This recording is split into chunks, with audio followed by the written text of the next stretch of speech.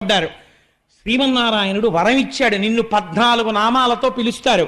దుర్గా, భద్రకాళి, విజయ, వైష్ణవి, కుముద, చండిక, కృష్ణ, మాధవి, కన్యక, మాయ, నారాయణి, ఈశాన, శారద, అంబిక.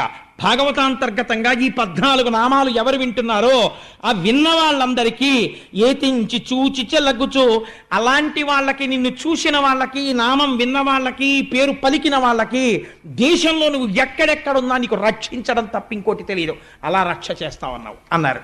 అందుకని ఆ తల్లి ఆకాశంలో నిలబడింది. దేవతలు, యక్షులు, గంధర్వులు, కిన్నెరులు, కింపురుషులు వచ్చి పాటలు పాడుతూ తల్లికి అగరుధూపాలు సమర్పిస్తున్నారు, నైవేద్యాలు సమర్పిస్తున్నారు.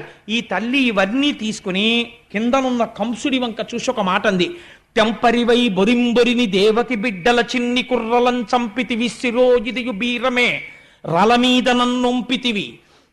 ఓరి దుర్మార్గుడా,